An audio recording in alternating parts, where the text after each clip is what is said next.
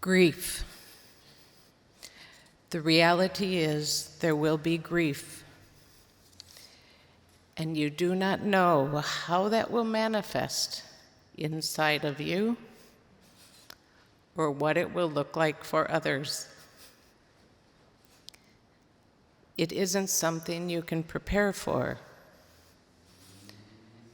You will only come to know it as it shows up, and it will be different for everyone. Be gentle with yourself and one another. I found myself speaking these words to Alex Starr when he called to tell me that Ian, his brother-in-law, the husband of his sister Karen and father of Jude, was killed when he was hit by a vehicle riding his bike on a cross-country venture. When Alex first texted me that morning after receiving the news, he texted, "I just needed to tell someone." Though I did not know Ian, I know Alex, and I knew what Alex was telling me. Death had just arrived at his door, at his family's door, unannounced. And how does one open to take it in? Though I have experienced many people close to me die, including grandparents and aunts and uncles who I love dearly, it wasn't until my own father died that I became intimately familiar with grief. A presence that took up occupancy within me and slowly seeped into most every cell of my body and mind, dimming the lights of my familiar life force as it moved through me. I really wasn't aware of how pervasive my grief was until its density began to dissipate, like the lifting of a thick fog, and I slowly felt an aliveness again. It stayed with me for about 6 months, and I don't remember welcoming it in, and I don't remember telling it that it was time to go. These past weeks, I've been thinking a lot about death and what it means to remember and honor those who have died.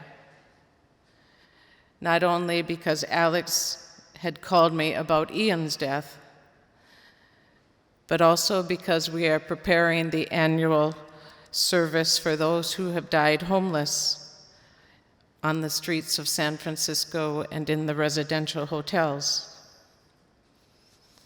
Then this week, Sam and I awoke to an early morning, heart-wrenching text letting us know that our dear friend, Brian Edwards, had died the evening before. News of someone dying is often difficult to receive, but the sudden death of someone we just spent time with or received a text from hits you in the gut in the way that your own breath stops for a moment.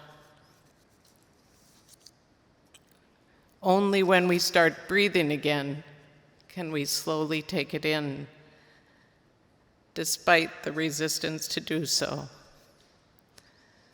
How can it be?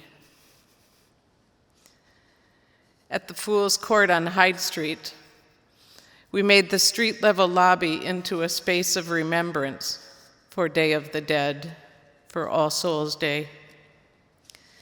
I awoke early on November 2nd and spent more than an hour quietly lighting candles and adding pictures to the window facing the street, and placing some on the table inside.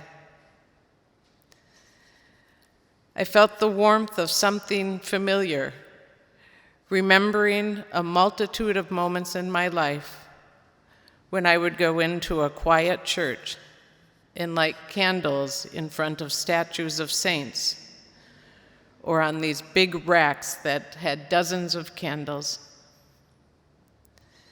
I'd light candles in memory of people who had died, sometimes with a petition asking them to be with me, to give me the strength I needed to get through a moment. At times, asking for a clarity of action. Sometimes the candle was pure thanksgiving for them and for their life. It never ceases to amaze me how the little flicker of a flame can bring forth such immense warmth and presence. A communication of sorts, reaching souls that I can no longer write to or call or sit with.